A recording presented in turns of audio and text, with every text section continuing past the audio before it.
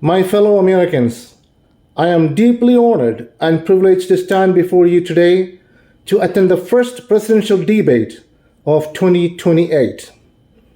And there is no other thing that comes to my mind but leadership. I want to take America into different levels in terms of leadership. The leaders that we have had in the White House might not have been in the right position to carry out duties that are necessary to bring America into a safer position in terms of every single thing, including economy, national security, education, and you name it. First of all, I want to take this opportunity to thank each and every one of you that is listening to me tonight. And I want to take a moment to thank the American media for moderating this, and I want to take a moment to thank the University of Miami for hosting this debate. And I'm ready for the questions.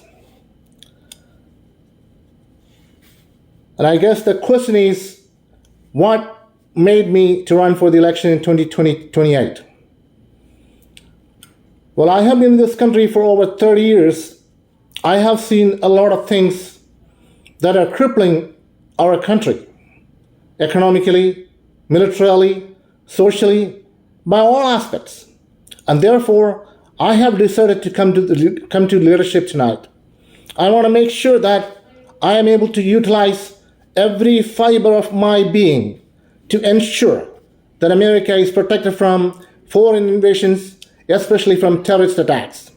So national security is going to be number one priority when it comes to my presidency in 2028. So when I look at the things that are going on in this country, I am deeply saddened by some of the activities that are in place. We have people getting killed on a constant basis. The law enforcement, the flaws associated with law enforcement, and the social issues that we have in our country.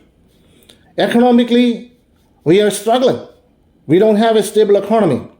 All these are contributing factors for me to run for election.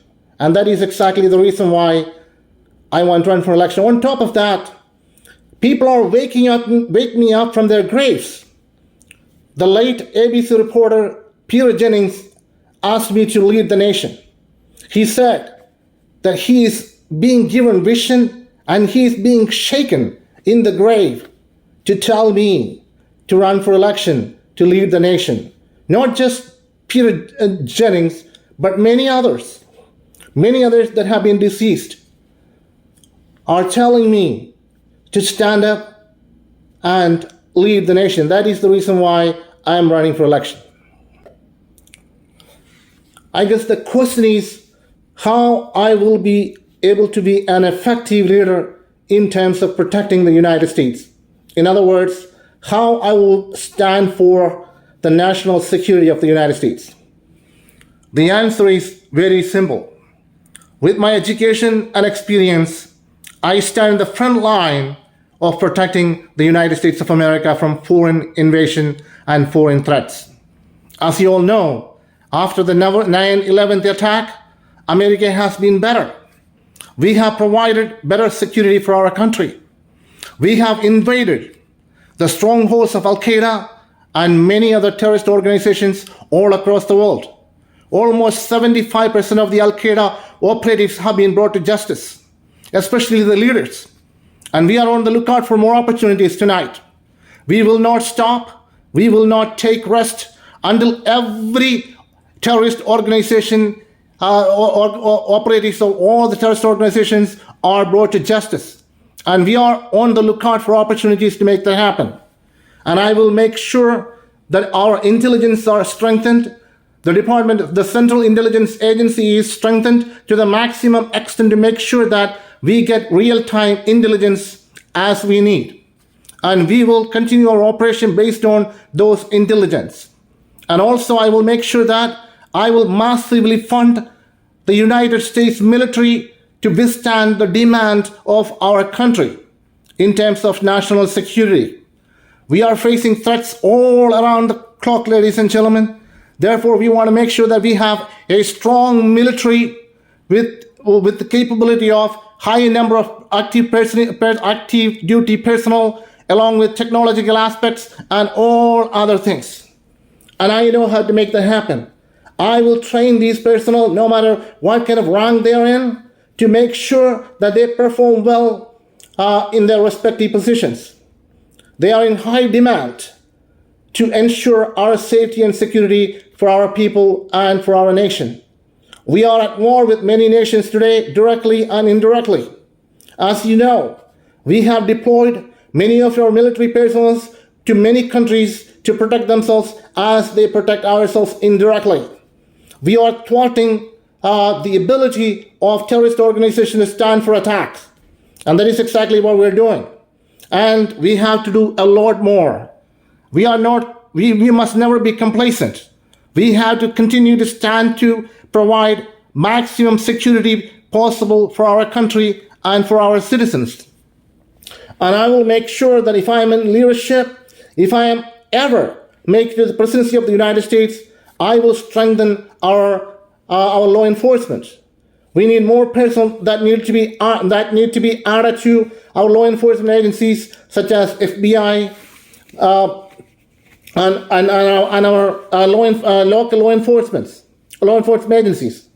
It is very imperative and consequential that we strengthen our law enforcement in this country so that they can protect us. They can protect our citizens on a constant basis. That is exactly what we want to do. And that is exactly what I will do. If I am elected, and I will make sure that our national security is strengthened and that we will never face another 9/11 attack ever again. I know how to do that. I have a clear plan in place. I will utilize my ability, experience, and education, and my communication skills to interact with world officials.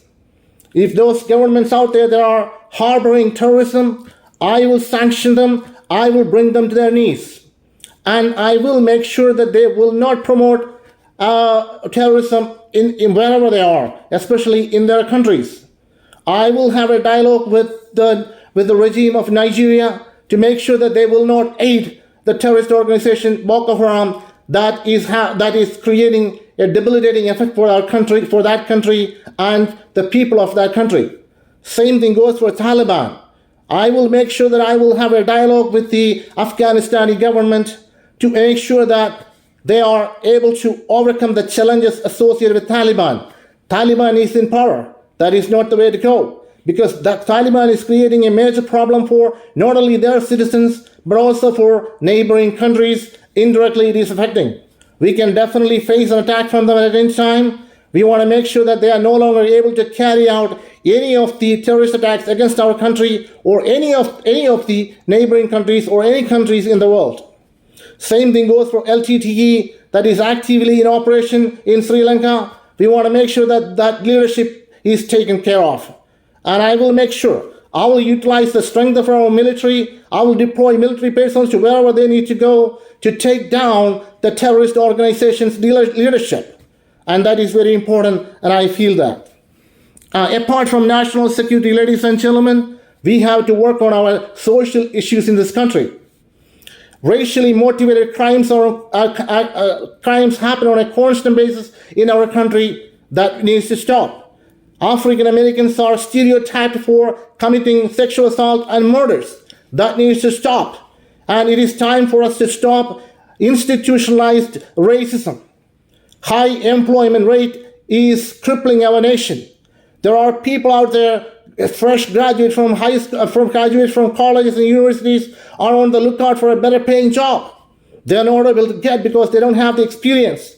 And also, we have hired a lot of H-1B visa holders to take up our jobs in this country. That is not the way to go. Our students, our graduates must have the ability to find the job, high, well-paying job that they really want, so that they can have a productive life.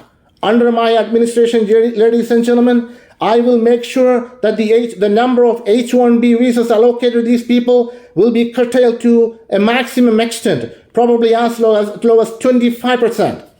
So as many as 60,000 visas are granted to the Indian national annually, and of which I believe about 25% of them are H-1B visas. That needs to come down to 5 or 10%.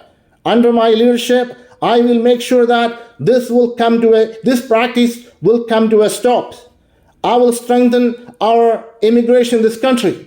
I will make sure that when people migrate to this country, they have a way of having better life. They will be able to find a job that they're looking for with the skills and qualifications that they have. And also I want to make sure that the unemployment rate is come down to a minimum, probably 2 to 3%. It stands at 15% today, ladies and gentlemen. Some people think that it's only about 8. In reality, a lot of people are suffering from finding adequate job, and that is really crippling America. The cost of living is skyrocketing. We have to do something to bring that to a minimum. We want to ensure that the economy, we create a robust and stable economy at all times, not just for a few seasons, not just for a few months, or not just for a few years. We want to have a stable economy once and for all, for everybody. That's what we want to do. And under my leadership, I will make sure that we will make that happen for everybody in this country. I know how to do that. We want to bring down the inflation rate to 2.5, not 3.5, according to the Treasury Department. We want to keep it down to between 2 and 2.5. That's what I want to do. I know how to do that. I will not increase tax for the middle class. I will increase tax for the wealthy in this country because I believe that they are the ones that make the most money in this country, so they are subject to massive taxation. And I will cut tax on the middle class. I will provide a tax cut for the middle class and for the impoverished. And I will make sure that the panhandlers are given a chance to leave. I will initiate legislative processes to make sure that these people are able to make a comeback to have a good life in this country. We have as many as 250,000 panhandlers that are living on the street all across the country today. We want to make a stop to that. We want to place ourselves in their shoes. It's very imperative that we do that. And under my administration, I will be so compassionate. I will utilize my emotional intelligence to make sure that these people have a way of life in this country. You can take my word for it. You can read my lips. I am telling you the truth. I'm not going to be a hypocrite. I will make sure that the problems that we have in this country will be solved in a timely fashion. And I will have a word with the bureaucrats in this country. They better obey what I tell them, rather than going with the regulations that are in place. But I will make sure that they will listen to me. It's very important, And I will have a dialogue with the politicians also. These are narcissistic politicians in Washington, D.C. we are talking about. They're going to have to hear from me. And I will make sure they will listen. And I will not stand for condescension. I will not stand for them to look down on me. I will have a clear dialogue. And I will also have a clear dialogue with world leaders. It's very important, and I will do that. Ladies and gentlemen, if you elect me, I will make sure that I will be a great leader for you. I will stand for this country. I am not a narcissist. I am not a totalitarian. I am not a fascist. I am not a dictator. I will stand for the freedom and justice for the American people. I will stand for our country. I will put American people first. You can count on me. You can trust me. May God bless America. May God bless each and every one of you. Good night, everybody. Thank you.